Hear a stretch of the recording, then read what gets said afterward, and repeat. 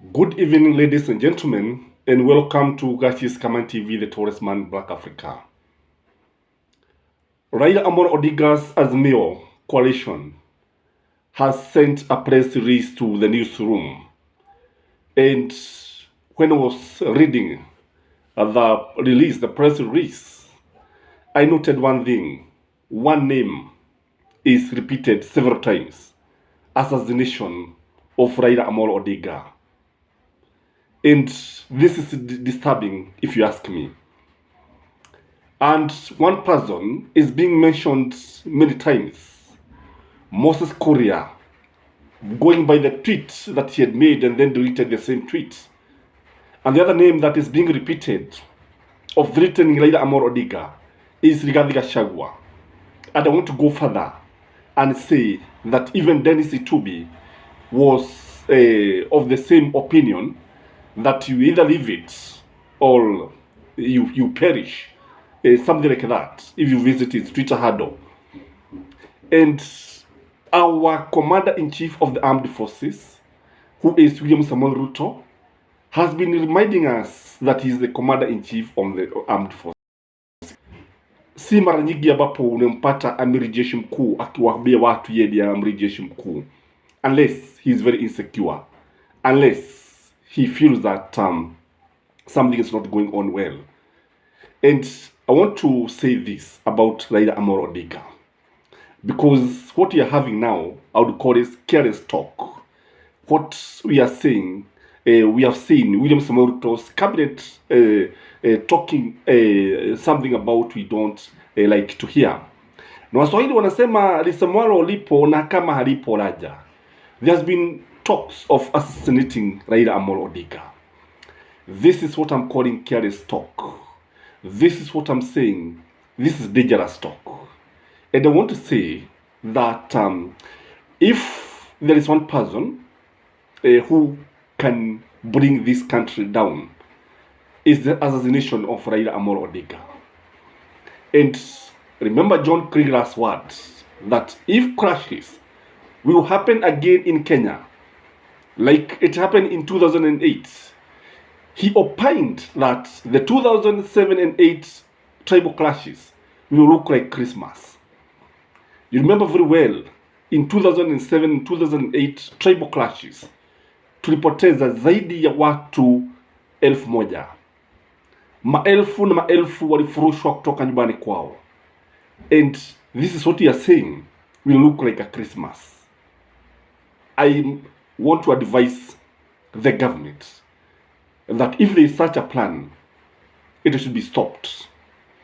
If they are trying to do it, I believe it is the wrong move. I can say that Raila is also concerned, and Azimio is also very much concerned. And what the DCI should do is to move very fast and arrest Moses Korea, Dennis Itubi, and Rigathi Gachagua, and let them explain how they are going to assassinate Raila Amolo Odinga. And it is something that should not be taken lightly, kwa sababu the consequences would be deadly. The consequences, I repeat, would be deadly. If Raila Amolo Odinga will be assassinated, say like Tuesday, from that day, I can tell you, Kenya will never be the same again. Kwa sababu, even those people who don't support him will actually come out, demonstrate. This is someone who can bring the government down. This is somebody who can bring this nation down. I'm not trying to scare anybody, but it is a fact that Raila has the largest following in this country. If there is one person with a following, disciples, people who see him as their father, as their leader, it is Raila Amolo Odinga. The effects of his assassination would be felt in many years. If he is assassinated, and it is good we talk about it, the effect of this will be felt beyond Kenyan borders. Indeed, Kenya is priding itself is an island of peace. Indeed, the peace that we enjoy, we should not take it for granted. And though we have said in many times that peace is not the absence of war, we can say that Kenya is relatively peaceful, and we can be able to go about our businesses without much problem. But if Raila was to be assassinated, peace will become very, very elusive. We will try to look for it, hatutaipata. It may take many years. The ramification or the aftermath may take decades.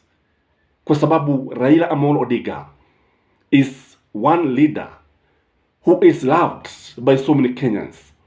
And you know, Raila Amolo Odinga has been in politics for so long.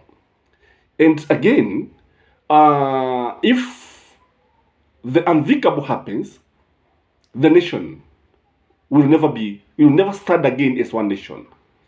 The country will be fragmented. And I want to ask William Samoei Ruto, is this the kind of legacy that you'd want? I would ask William Samoei Ruto, how much would it cost to sit down with Raila Amolo Odinga and agree on the way forward? Kibaki did it with Raila Amolo Odinga. Moi did it with the opposition. Uhuru did it. And the country stood united. Again, are we ready for the humanitarian crisis that can follow the assassination of Raila Amolo Odinga? Are we ready for this? Because I believe, I'm not saying that peace is in the hands of Raila Amolo Odinga. I'm not saying this. What I'm saying is that there is a better way of handling demonstrations. And if you have been looking at, if you have been watching Raila Amolo Odinga, he has been stressing about peaceful demonstrations. Like in that press release, ametoa vizuri sana, amesema ya kwamba wow, they want to take petition to Treasury, to IBC, and to anybody, any office that they feel that they have a grievance. For instance, they have an issue with releasing funds to the county governments. They have issues with the salaries of civil servants. They have issues with the servers. So I believe there is nothing wrong with presenting petitions as per Article 37 of our Constitution. Kwa sababu wale watu ambao walibuni katiba yetu ya 2010 walijua vizuri sana kila mtu, watu watakuwa na maoni tofauti tofauti, na si kosa, si hatia to take your petition to the authorities. It is also very, very important to know that even if William Samoei Ruto is the commander-in-chief of the armed forces, he cannot misuse this. And the role of the commander-in-chief of the armed forces are clearly defined in the Constitution. So this one does not mean that he can misuse the power. Kwa sababu tumemwona hata yeye mwenyewe akisema ya kwamba enough is enough, watajua hawajui. So even if a mad person anaweza jitokeza mahali fulani, tuseme kwa mfano apite na Raila Amolo Odinga, how is the government going to escape the blame? How is the government going to handle the divisions that will result from this? Indeed, even if Raila is not assassinated and he is harmed, Athoriwe too, I want to tell you that it will be very, very difficult to bring the country together again. Remember, William Samoei Ruto inherited a peaceful, united, prosperous nation. And I believe he is not the one who is going to destroy this country. I believe that when I look at Kenya Kwanza, I sometimes ask myself, are these the kind of people who are entrusted with the power, with the instrument of power of this great nation? A nation that is respected in international circles. Then we have guys so green, the greenhorns, that they can joke with peace. Wanachezea amani ambayo tuko nayo. Sisi tunataka amani. There's nothing wrong with the demonstrations. Let Azimio demonstrate peacefully. I believe they are not, Azimio guys are not mad people. I believe they are not even going to destroy properties. I believe that William Samoei Ruto can handle this situation better. And I believe the buck stops with William Samoei Ruto.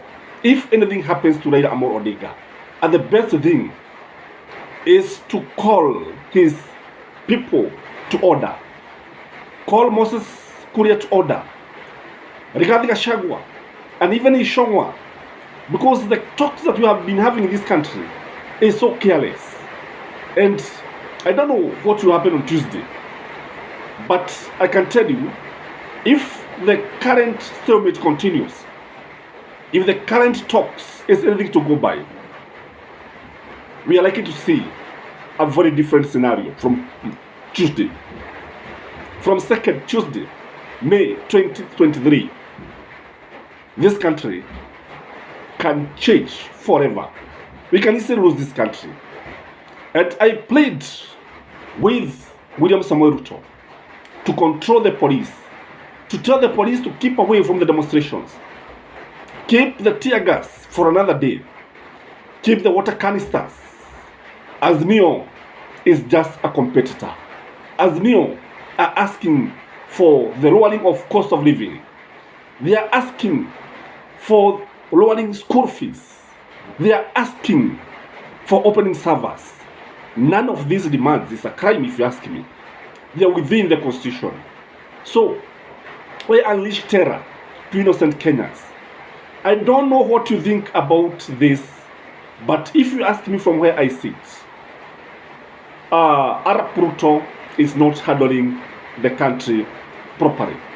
It is raining, and you can hear the rains are falling, and I hope hii mvua ni ya kuosha dhambi ambazo ziko katika nchi, kwa sababu hii ni nchi ambayo iko na dhambi nyingi sana kutokana na yale ambayo tunashuhudia. Huyu ni wenu Gashi's Comment TV. Please kindly like this video, subscribe if you have never subscribed to this channel, and we have a blessed evening. Bye bye.